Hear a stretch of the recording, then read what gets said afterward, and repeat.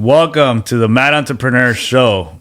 Today I have a special guest, Charles Newton, a father of two, a lovely husband, and just dove deep into the entrepreneurial journey. And we're here to discuss this journey. So, Charles, can you tell us a little bit about yourself? Yeah, where do I start, man? Like I said, I got a beautiful family, wife and two kids, and I'm currently also a W-2 employee, and I've been grinding really, really hard lately. So I'm actually in the state where I'm actually transitioning to full-time entrepreneurship, and it's a scary transition, because there's all those unknowns, and what if you're not good enough? So I have a company called Secure Harbor Financial, and basically what I do is I help people become financially free at an accelerated rate. And I'm currently building an ecosystem of people like tax strategists, debt elimination people, CPAs, turnkey real estate people. If you want to buy a business, I'm working on creating that ecosystem where you can just plug and play and figure out what you want out of life. And then you can join that ecosystem and build that whole wealth building machine that you've done with your life, right? And I'm passionate about helping people do that as well. So let me ask you a question. What made you pivot? Because you started in the W-2 world like all of us, right? Yeah. Starting from the bottom, working your way up to entrepreneurship. And what caused you to pivot and pivot hard? Well, basically me going and clocking in every day is soul sucking. Mm-hmm. Like a piece of my soul is dying every day that I'm doing that. And I'm not free. I'm not truly free. So with entrepreneurship, you're free. However, there's downsides to it too. You don't get a free lunch out of it. People say, oh, I want to be my own boss. A lot of people don't actually want to be their own boss. Correct. Because they can't handle what that entails. They can't make decisions, to move the ball forward. Mm-hmm. So it basically was just, I want more, I would say freedom. A lot of people say they want freedom, but I think that's bullshit. I want more optionality within my life. Like if I want to focus on one thing, I have the ability to do that. And then I also want to be able to do that anywhere in the world. So before we hopped on, the call on this podcast, we were talking about me possibly moving out of the country. Mm-hmm. I can't do that if I have a W-2 job that I have to clock into work. Correct. Right? But I can do that from my laptop if I have, I can help people anywhere in the world as long as I create the systems and just go from there. So that's the big motivator for me, is just realizing that life is really short, and then going, hey, what do you want your life to look like? And then pursuing that vision. And I'm glad you say that, because a lot of people just think that life is long, and it's not. It's actually short. But you think your life is long because you're not actually waking up to doing what you want to do, what your passion is. You're not following your own passion. So when you start following your own passion, you realize, shit, life is short. It's definitely short, but also when you're following your passion, you're going to find a lot of fulfillment too. Mm-hmm. And you're going to wake up, and you might even work longer hours. You might be working, 8 hours right now, but you might be working 14 hours in your business, 16 hours in your business, but you could love every minute of it. It's just what you're put on this earth to do. Yeah, a lot of people tell me, when are you going to retire? And W-2 world, I will retire within 2 years. But as far as my own business, I don't think I will retire because it doesn't feel like work. It's your passions driving you. You're having fun. And if you're having fun, why would you ever say you're going to retire from that? A lot of people say, oh yeah, I just want to retire and drink Mai Tais on the beach. Oh yeah. You go and do that for so long. Yeah, you go and do that for longer than a week, and you're going to be regretting that decision. Yeah. Your whole life. You see a lot of people that retire and they don't have anything to retire into, and they die a year or two later. And it's because they don't have a purpose. Yeah. Right? So for me, like, I don't think I'm ever going to retire. I'm always going to be doing something. Like, I have to. Like, that's the way I'm wired. I have to keep doing something. But if I'm helping somebody, the way that I've like really sat down and looked at it, it's like I could accumulate things, right? But when I die, what good are those things if you didn't help anybody? Correct. Like, you're like my legacy. I want my legacy to be like, man, Charles, he truly deeply impacted my life. Yep. Like, he changed the whole trajectory of my life because of the wisdom that he poured into me, the time he took. You know, that's what I think is going to give true fulfillment, not just, you know, buying the badass car or the cool house. Like, for me, it's more so like, just how can I impact somebody else in a positive way? Yeah, how can you make a difference in your community? Yeah. So is that what led you to go into the insurance route? Yeah. So for me, I'm a practitioner of the infinite banking concept. So basically, you use a whole life policy as the backstop to your finances, and you reinvest the cash value that you get in your insurance policy to generate cash flowing assets, buying businesses, whatever. But the reason I got into it is because I'm passionate about life insurance and what life insurance can do for your family. Because let's face it, a lot of us aren't necessarily there financially where we want to be, right? So life insurance, you can put that into place and protect your family and continue, like, you can completely alter the future trajectory of your family. Even if you don't make it in your life, at least your family will have that opportunity with the money you provide them and structure properly with trusts and things like that. So, and another thing about, you know, the whole industry, it's tough for people to kind of put the connection that they're going to die. Correct. And the importance of having something like life insurance in place. So I'm passionate about it. And, you know, I like to bring that up to people and have them think like, well, what would happen if you're no longer here? How is that going to impact your family? Oh, you have young kids and you don't have that much savings. You don't have cash flowing assets. Like, what is that going to look like for your wife and the rest of your family? Yeah. So you're educating them as well. Yeah. Giving them the options. And that's the good part that I see from you is that you're not just trying to sell something. You're actually educating the individuals on, hey, think about the future. You know, a lot of us just live on today. Yep. Or worse, you're living on your past, which is why you're depressed. Exactly. Like, stop. But for you, you're showing them the routes, and then they make the decision if they want to go forward or not. But you're giving them everything there. You're giving them all their tools. Exactly. And I'm working on creating platforms, like educational platforms, where they can go through like master classes and modules and educate themselves. So then they can make their own educated decision. Because I think people should be empowered. They should. They should want to understand the different caveats to everything they do. And I just think that putting your money a whole life policy is the perfect foundation for the rest of your finances. Like, I think if you put your money in the whole life policy, you have good amount of cash value, that's going to grow uninterrupted compound interest. But you can pull that money out and you can go and invest in stocks. You can go and invest in property. You can do all these things, but at least you have that foundation. Your family is protected, and it overall, it's a complicated concept to understand. But once you get it, then like people like, oh, now I see the big picture of why you would do that. And what courses did you take to learn that? Because I know you just came from a mastermind. Yeah, so I've done a lot of self-education in it, and because there's so much information out there, like I've talked to like PhDs in the industry, Tom Wall and PhD Dr. Wade Pfau, and they like break down the numbers. Like, they put the science and the numbers behind why you would do things like that.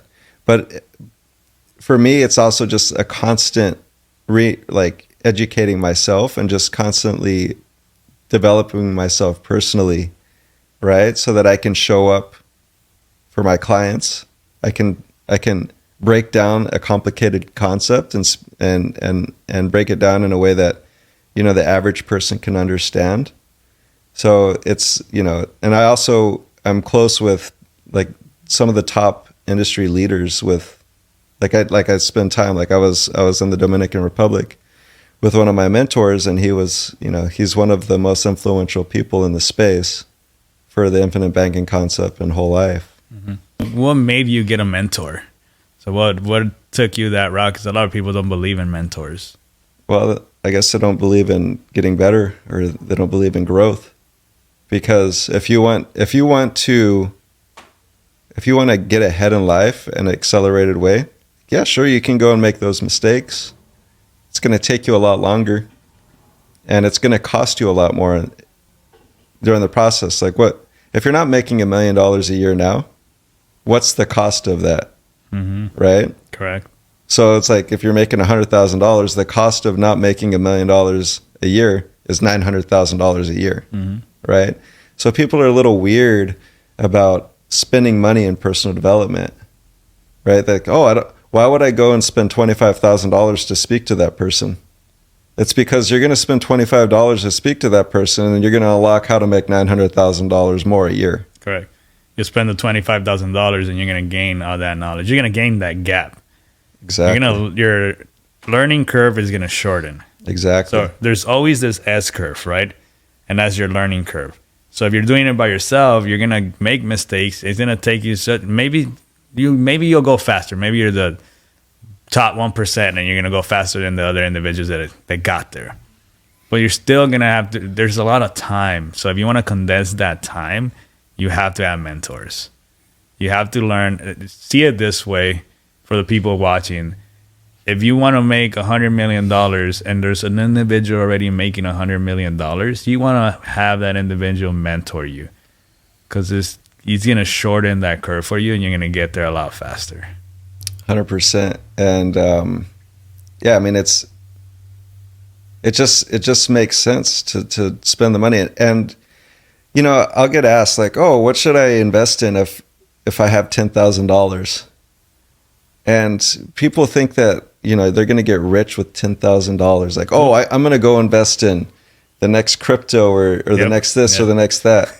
And it's like, yeah, you know what the best thing you could do with that $10,000 is? Go and invest it in a coach and a mentor. On yourself. Basically. On yourself. Like, don't worry about that $10,000. Increase your income. Because right? Like, if you can increase your income, you're going to exponentially increase what you can invest in, right? You can reinvest that into more coaching, into more mentors, and then eventually you've created this machine where you're just growing exponentially. You can figure out how to run businesses, or you've figured out how to master a certain niche where you can make a lot of money, and then from all the money you're creating, you reinvest that back into investments. And now you've just really amplified, and now that's like the key to building wealth. We interrupt this show to bring you a word from our sponsors. Us, Mad Entrepreneurs. Look, the economy is tough. The markets are constantly changing, and we are creating a sense of urgency based on the information that we're gathering. We're looking for like-minded individuals that want to grow their equity. They want to continue to build their wealth. We want to do partnerships. If that sounds like you, go ahead and visit our Instagram page at mad.entrepreneurs and DM us the word Mad Familia, and you'll get the information you need. Now back to the show. Correct. As you got to invest, like you said, in yourself. You got to gather all the skill sets that you need. You can't just be a millionaire overnight. And I guarantee you, if you're a millionaire overnight, look at all the lottery winners. Millionaires overnight. What happens? Broke again. Broke. Why? Because they never had those skill sets to manage that money. So people want if I only had $1 million today, you will still be broke because you don't know how to manage it. So you want to go after those skills to keep that $1 million and to keep pushing more. So what would you recommend people to do if they're ready to start their ventures to entrepreneurial? Yeah, that's an interesting question. I would say there's a few things that you should consider while going down this avenue. First and foremost, I think most people shouldn't be entrepreneurs. I know it's a sexy word right now, but when you're in the trenches, it fucking sucks. Like, it's not fun, right? And the chances of you succeeding the first time, pretty slim. Yep. You're going to fall on your face. multiple times. multiple times, and it's stressful, and it's really tough to be an entrepreneur, to be a successful entrepreneur. But what I would say is, first and foremost, try different things, right? Figure out yourself, figure out who you are as a person. Most of us don't even know who we are as a person. We're living somebody else's ideal life. We don't even know it, right? Like we watch like movie stars or we watch athletes and we're like, oh man, I want to be just like that person. Well, you're not going to be fulfilled if you're like that person. Mm-hmm. So figure out yourself.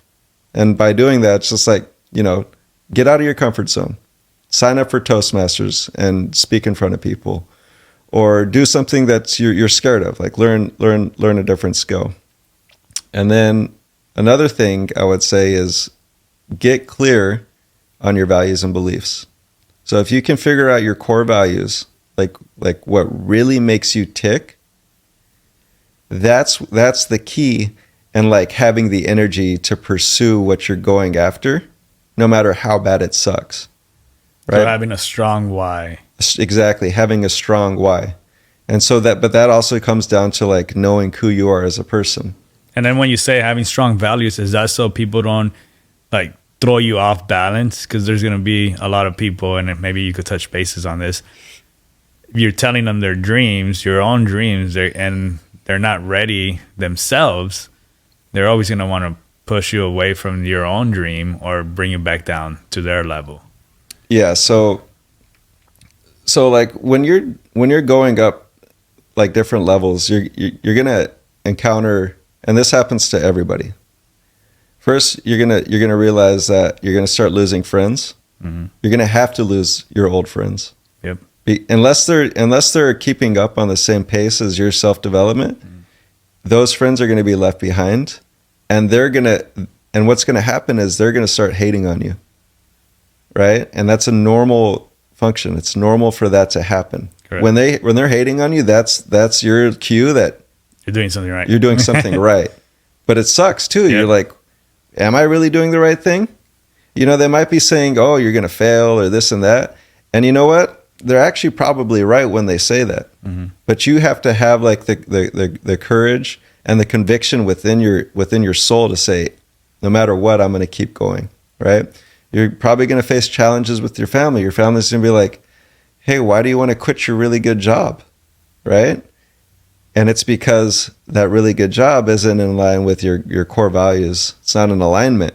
So it's like you have to make that decision.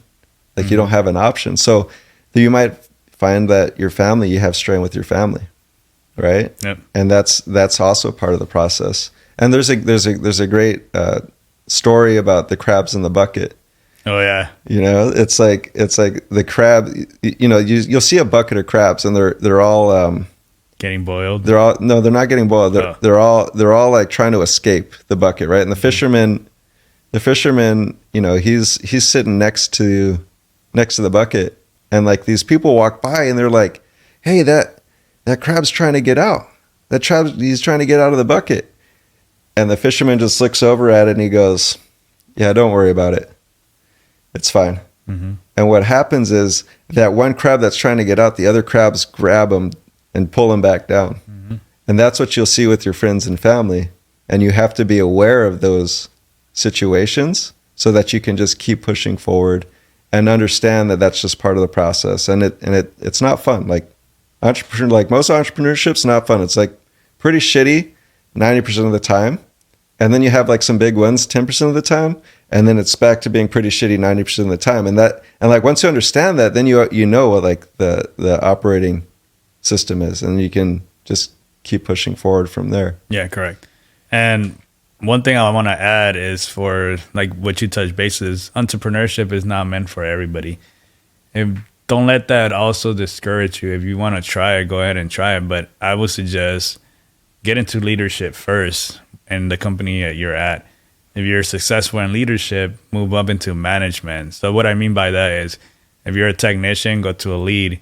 Because when you're a lead, you're not truly managing people, but you're in one step closer to managing people. When you go into management, now you have direct reports. Now you get to learn different personalities and see if you can manage them. If you like that route, then you will be able to run your own business.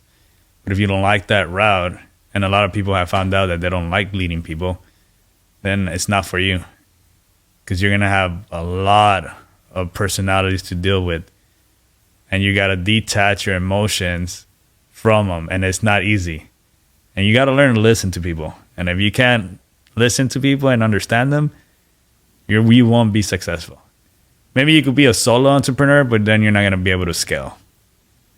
Yeah, so that brings up a great point. If you want to kind of reduce risk when going into business, be an entrepreneur within your company. Mm-hmm. And like you said, try out these different leadership positions.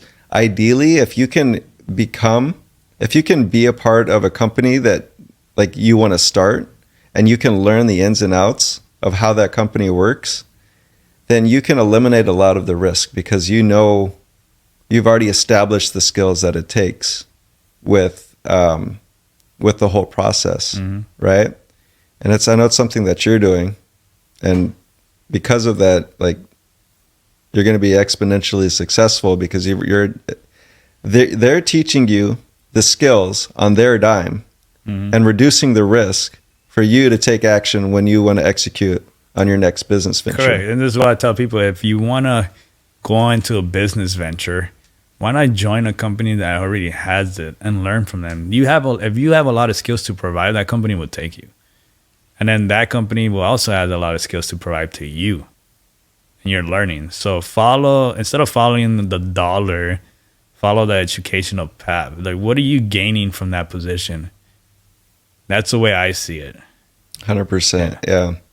And one thing I would like to add with business ownership and operations and stuff like that, you don't necessarily have to know every function of the business. You do have to know your business better than anybody else, mm-hmm. but you may not be the best manager. You may just be the creative genius. Mm-hmm. And what I mean by that is you're the idea person. You see the big picture. You don't necessarily know how to do like the minutia Correct. Within the business. So if that's the case, you have to be good at attracting talent. You have to be amazing at attracting the talent. So if you're not good at management, you need a good operations person that is. And that's not going to destroy your company because of creating a bad culture. Mm-hmm. And the way you're going to do that is by the energy that you're putting out there. If you're putting out bad energy because you're not in alignment or there's like some things that are off, then it's going to cause a lot of issues within the business. Correct. So, do you have any final thoughts for our viewers? Like books they could read and advice you could give them? Yeah, so I would say if you're thinking about the entrepreneur journey, or if you're just thinking about building wealth, like you can build wealth and be a W-2 employee and be financially free in 10 years from now if you put the right action into place. But I would say start now. Like, don't wait. Don't think that anyone's going to help you out. Like, you're in the driver's seat of your life, right? And so you have a pen and you can write your story. From here on out, you have the ability to write your story here on out. If you don't like what you're doing right now, like, change it. Like, sit down and do some self-reflection and write down like what your ideal day would be and what your ideal life would be and manifest that into reality. Like, the only thing that's holding us back is ourselves. Correct. There's nothing else holding us back.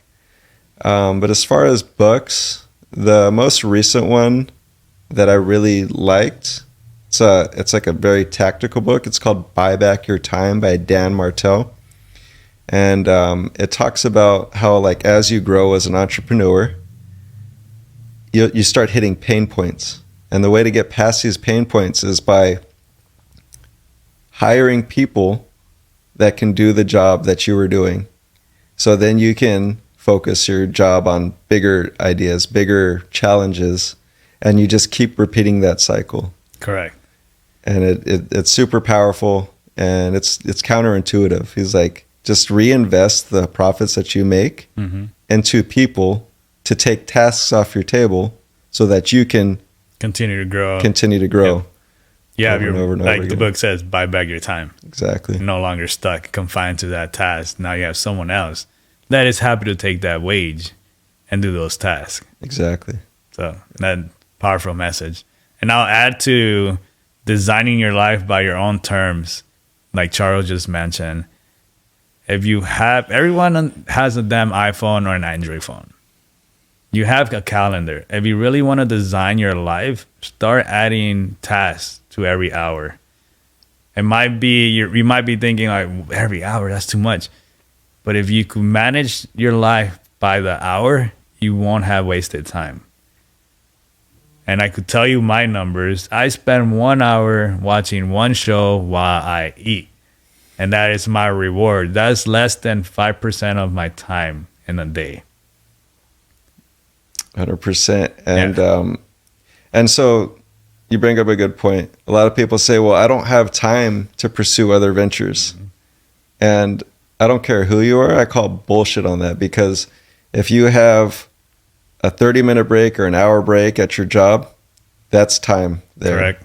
And if you really looked at all the time that you spent scrolling on Instagram or TikTok or whatever social media device that you have right now, it would be crazy. If you eliminate the binge watching Netflix shows, that's also time that you can allocate towards building your future life. Correct. So if you really don't like where you're at now, it's like, take an inventory of where you're spending your time, like you said, and reallocate that time to things that are gonna get you to where you want to go. Yep, 100%. And with that, thank you guys for watching, and thank you, Charles, for being here. Thanks, brother.